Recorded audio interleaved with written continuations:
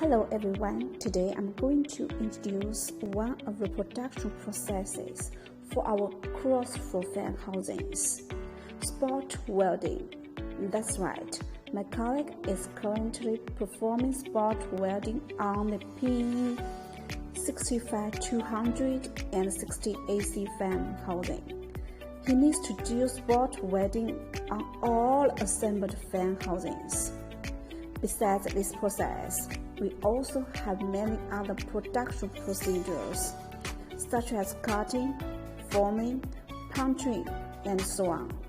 If you want to learn more about production processes of the cross-flow fans, please like and follow us. See you in our next video. Bye-bye.